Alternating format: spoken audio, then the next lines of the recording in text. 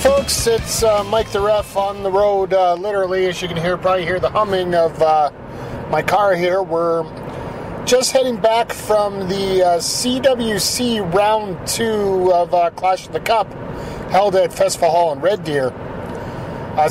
6 great matches on this show. Originally it was scheduled for 5, but we had a little bit of an impromptu, but I'll get to that later on here. We did have 3 qualification matches, quarterfinals for the Canada Cup, and let's just say they were a couple humdingers there, folks. Normally quarterfinals, there's 4 of them, but if you guys check out the CWC Facebook page, I'm going to see if I can get a link up on the Backbreaker Media page as well. The Big Sexy Beast Bradley Graham and Mr. Flex the Clock, Sydney Steele, decided to try to ambush each other when it came to coming up for their upcoming match here for the quarterfinal. Unfortunately, both of them were not able to make it to Red Deer for the matchup tonight, and therefore they were both disqualified. So there ended up being a bye, but I'll get to the brackets near the end here. But let's get to the matches themselves.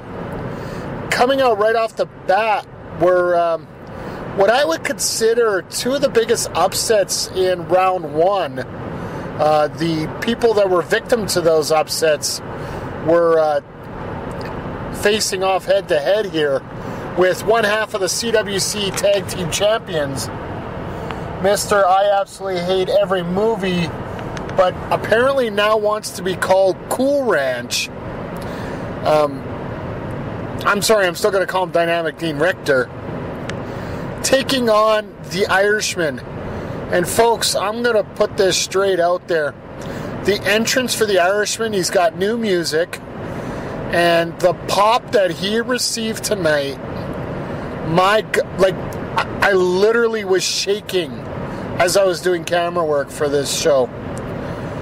I had goosebumps. The amount of adrenaline going through that building the second that he walked in. I've enjoyed an Irishman entrance before. It was nothing like I've seen before. Just thunderous. Well, you would expect with 2 guys like this that it would turn into one hell of a matchup, and it was. Both guys pretty even.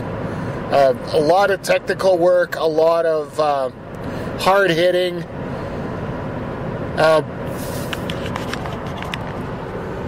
I would have to say one of the biggest parts of this match was the inclusion of a bag of Cool Ranch Doritos, because apparently that's a thing with him now.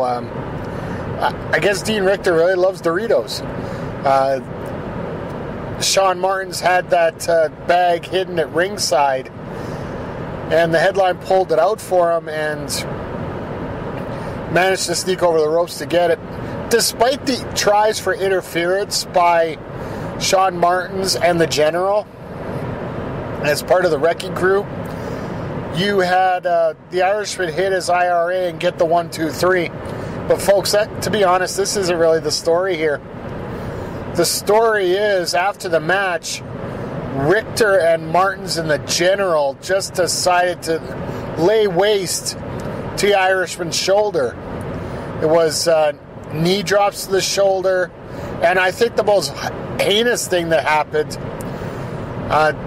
Martins had the Irishman wrapped up underneath the bottom rope in the corner, and not only was there a bicycle kick into that shoulder, but multiple shots from the General as well as Sean Martins into that shoulder with the cane of the General.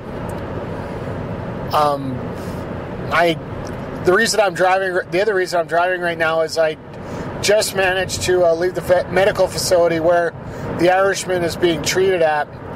Unfortunately, he has suffered a severe shoulder injury, which is going to affect his future when it comes to the Leoburg Cup this weekend for MPW, as well as all his future events here. So I will release a little bit more of those details coming up next week. But suffice to say, I'm gonna be straight up with you guys. The Irishman, in terms of a wrestling capacity, is not gonna be good to go for a while, just from what I saw. I may not be a doctor, but hell, it didn't look good. Now, moving on to the second match of the night. This is a little bit of discussion between myself and Bob Gordon. We got a little bit of negotiations going on, GM to commissioner. Pride comes out. The man formerly known as Jack Pride, who is the Alberta champion, coming out by himself tonight. No Envy and no Jack Hammer, who apparently is now being called Wrath, which I don't know whether I want to get to the bottom of that or not, or just take it as their word, but we're going to have to get some kind of closure on, so I'm probably going to have to do a little bit of digging and investigating. I think this might be where Bob Gordon comes in handy. I'll let him try and get that information out of those guys. But anyway, they're apparently you had Envy trying to train Wrath or indoctrinate, enlighten, whatever the hell you want to call it. So Pride says he's angry, that he's by himself. And he issues the open challenge to the Alberta title so anybody could have a shot at it. Now, for those that were at the Monster Pro Wrestling show last month, saw the man who came out as opponent in a pre-show match, taking on Blake Cannon, and that is Rugged Rich King. Sorry, a little bit of a hiccup there, folks. Rugged Rich King, who put on a very impressive performance as in a losing cause, but no fault of his own thanks to a low blow. But in that match last month at MPW, but he came out and he's ripped, he's shredded, he's looking like a great standout. His technical wrestling is quite sound right now. And of course, Pride has to get his cheap shot in with the microphone across the head. But once things settle down, this turned out to be actually a really good match. While Rich King didn't show much of the experience that he obviously doesn't have right now, and that's what eventually led to Pride getting the victory here. Pride ended up taking a few times that he was a little bit too cocky, and it almost cost him the Alberta title at this point. But in the end, you get Pride that sinks in that Dragon Sleeper, and King had no choice but to tap out. And still, your Alberta champion is the man named as Pride. I really don't know what's going to happen with Pride and his new cult. I believe they're known as Seven, in some sense, SE7EN. Honestly, folks, I haven't wanted to dive in too much into it, but I think for Evolution, I'm sort of going to have to here. But now, speaking of some favors, I want to thank Bob Gordon for this next matchup, pulling up a bit of a favor for me. Out comes the headline, Sean Martins, who gets the first quarterfinal match for the Canada Cup. Originally, the draw was set up that the headline, Sean Martins, was to take on Skylar Paris Austin. But thanks to certain actions by the headline at the Eliminator and Monster Survival matches, I asked Mr. Gordon to put in a little favor for me. The draw got changed, and his opponent in the quarterfinal was none other than the Hall of Famer Massive Damage. Yeah, the look on Martins' face was, yeah, let's go rather... I don't know if surprise would be the right way. I'm just surprised that he wasn't wearing brown tights instead of blue ones tonight. Massive comes out. You could tell Martins is frazzled throughout this matchup. And if it wasn't... sorry. If it wasn't for the General and Dean Richter, who were at ringside, there is no way I think that Martins was going to get this victory. Now, Massive had this match won following Uranagi and a spear on Martins, but a little bit of distraction. Massive gets a little bit tied up with the referee. And thanks to the General's misdirection, Martins manages to get in a low blow and ends up getting the 1-2-3, advancing to the semifinals of the Canada Cup June 30th. Massive did everything he could to advance in this tournament, but just came up a little bit short. So I want to give kudos to Massive Damage there, but you know, by hook or by crook, Martins did advance. So it's going to be interesting to see what happens with him in the draw. Now, due to that little change that was made in that matchup, coming out at an intermission, we had another quarterfinal matchup with Maniac, the current MPW heavyweight champion, and buddies of the Wrecking Crew, taking on I have to say the upset of the first round, and that's Skylar Paris Austin. Now, I want to say that Skylar was a bit of an upset because, let's face it, he's only been in the ring a handful of matches, but this level of confidence that he's been getting into, it's taken a leaps and bounds forward, and I don't know exactly how or why. All I know is it's working. This match here was definitely a contrast of styles, where you had, for lack of a better term, a dancer in Austin versus a bruiser wrestler in Maniac. Maniac tried to keep it as a straight wrestling match, while Austin's trying to throw anything he can at Maniac to try to knock him off sorts here. In the end, you had... Well, one thing that shocked me is Maniac went deep into his playbook and hit the heart punch on Skylar Paris Austin. The old Stan Stasiak move. Yes, folks, I'm using old school wrestler terms here. So if you're younger, look up these names on the internet. You're gonna enjoy some good old classic wrestling here. But hits that hard punch.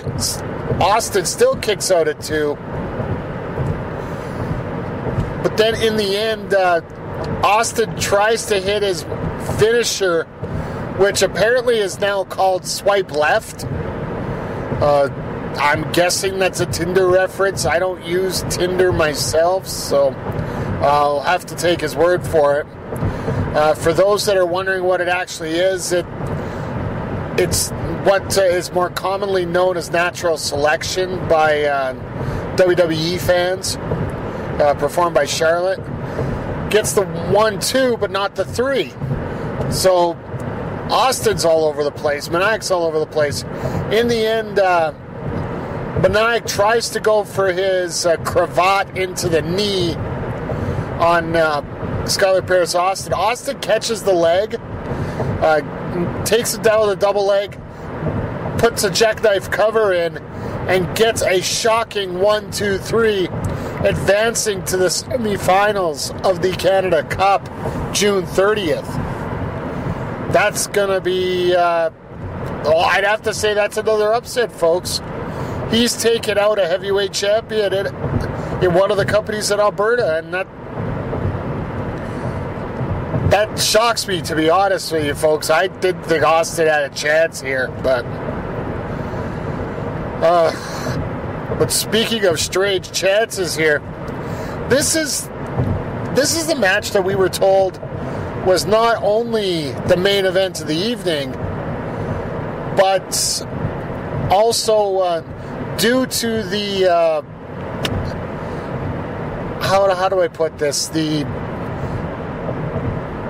Big Sexy Beast and Sydney Steele's little incident, the fact they couldn't make it. This match here was actually turned into a semi-final. If you want to go technical, it's a quarterfinal with a bye to the final.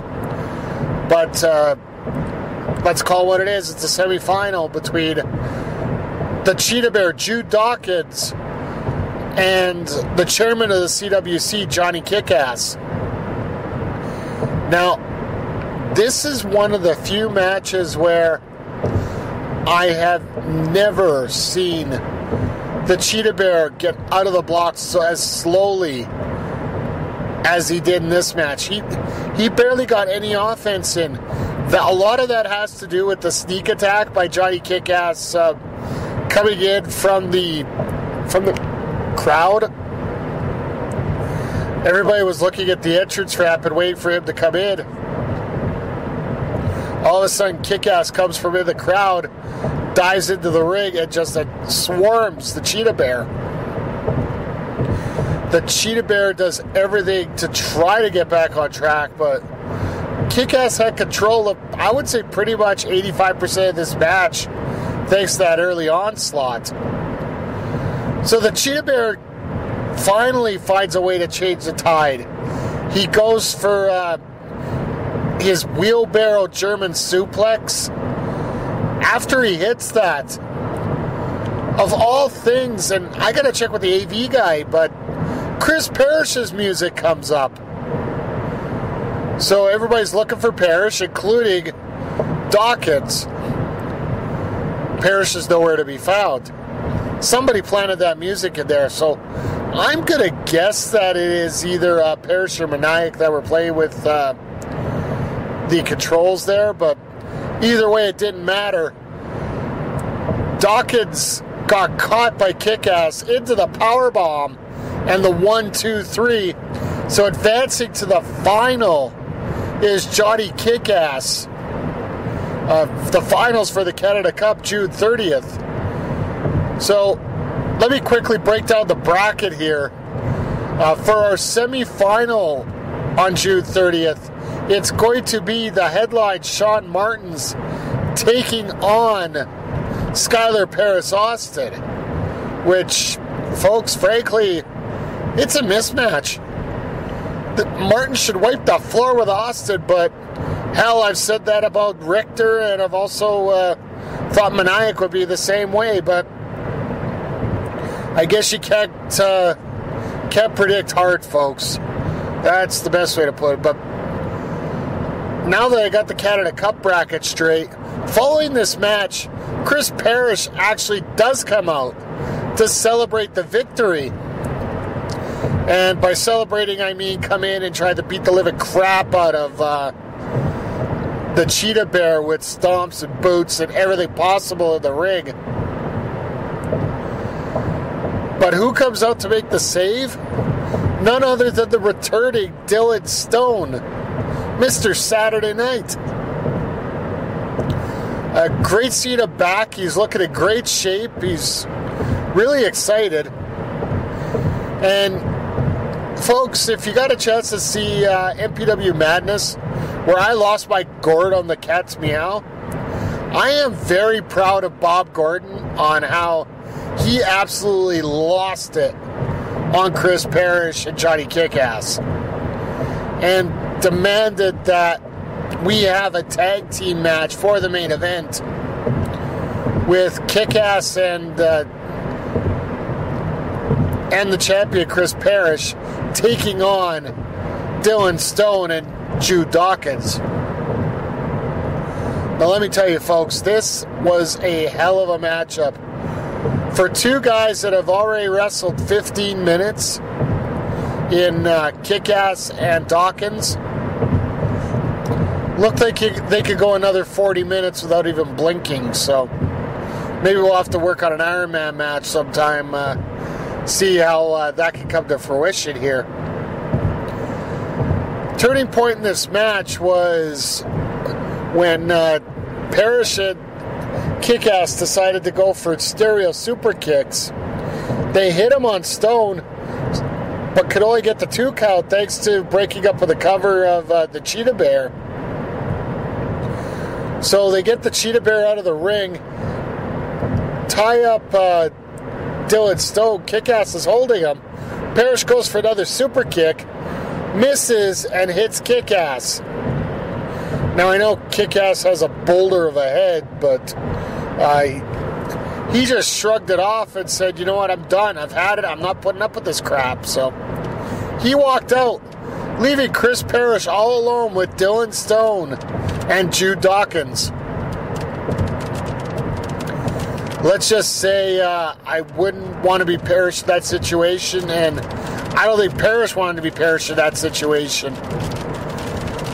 In the end, you had a combination spear Saturday night special, that running knee of Dylan Stone, getting the victory with Stone pitting Parrish in that tag team match. A really good match, a really good card, and honestly, it's great to see Dylan Stone back. He looks in phenomenal shape. I know that he was off training, I believe it was down in the southern states, getting some more knowledge down there and just trying to improve. And it looks like Dylan has taken his game to another level, so I can't wait to see what happens next month. And speaking of next month, June 30th at Festival Hall, they announced that not only will they have the semifinal and final of the Canada Cup, they're also going to have their I believe they said it's the 3rd annual Rumble match, where the winner of that match will become the #1 contender for the CWC Championship, currently held by Chris Parrish. I know that I've got some MPW guys that are biting at the bit to get into CWC. What better way to get in there than getting this Rumble and end up taking it and then taking the title off Chris Parrish, which, you know, I don't think it's going to hurt many people's feelings in Red Deer right now, so. But now it's time for our highlights of the night and the surprise of the night. For me, the highlight of the night, personally, was just the emotion at the start of the night. And that match between Richter and Irishman, right from the entrance, like even Richter was getting a few cheers to start out. The Irishman, like I said, folks, that pop that he received, I was literally getting goosebumps at ringside. So, surprise of the night, besides the return of Dylan Stone, I'm going to have to go with the upset victory of Skylar Paris-Austin over Maniac. The streak of Austin continues. I think it's as hard for me to believe as it is to say, folks.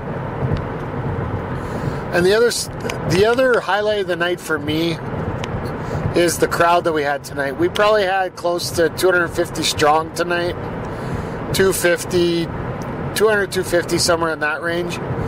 And based on the reports I'm getting in from other venues, this may be the most populous crowd that we had in Alberta this weekend. So just proves how strong CWC is now and going into the future, which once again will be June 30th. Clash for the Cup Finals being held at Festival Hall in Red Deer. Contact Backbreaker Media if you want to get tickets, folks. I'll send you the right way. That's going to wrap up this episode of Quick Calls. Just a note on the network here. I did mention on the last Quick Calls we're going to get something from PWA. I don't know if we're going to be able to get it here. Apparently Andre was having some vehicular troubles. asked the MPW guys for their opinions, and I don't want to bring up some of the things that they thought probably happened to the vehicle, but I'll digress at that point. But speaking of MPW, our next quick calls is going to be from the Leo Burke Cup next Saturday from the Alberta Avenue Hall in Edmonton. Just remember, folks, new start time of 7 o'clock. The Mike Maloney initiative is underway, folks. Doors 6:15, first bell 7 o'clock. Right now, I currently have 8 matches scheduled. 4 of those are going to be Canada Cup final. Man, I'm on a roll here. Leo Burke Cup qualifiers. And I am going to announce those matchups coming up this Wednesday on the Facebook page. Check out Backbreaker Media for immediate results, and they will be forwarded on throughout the day to the Monster Pro Wrestling pages and whatnot. So there are 8 competitors for that tournament. I've been told that a couple guys can't make it, and honestly, the brackets that I originally had set up here are completely thrown out of whack due to Irishman's injury here. So wonder how we're going to set this up here, but I got a lot of hard thinking to do here, and we'll get that settled out here in the next couple days. But I promise you, we will get an announcement out this Wednesday to announce the quarterfinals for the Canada Cup. But other than that, make sure you check out the Sounds of Struggle every Thursday here on Backbreaker Media. And don't forget, folks, if you really enjoy CWC, along with other wrestling, including MPW, PPW, we got stuff from the States such as bar wrestling, PCW out of England, on our video on demand channel, backbreakervod.pivotshare.com. If you want to sign up, it's a 2-week free trial, and if you use the code EVOLUTION, such as CWC Evolution, on the site during checkout, not only will you get the 2-week free trial, you will also get your first 3 months at 50% off, which is, folks, it's $450 for. Right now, as it stands, we're looking at 130 hours of content, which is some of the best wrestling you're going to see. There are some matches there that I didn't honestly think I would have on a network of mine. So please make sure you check that out. Share it out with your friends. Hell, share this podcast out with your friends as well. But that's going to wrap it up here from on the road from Festival Hall in Red Deer covering CWC. Just want to remind you folks, if you're going to make a good call, make a quick call. And this has been Quick Calls covering CWC Clash for the Cup Round 2 here on Backbreaker Media.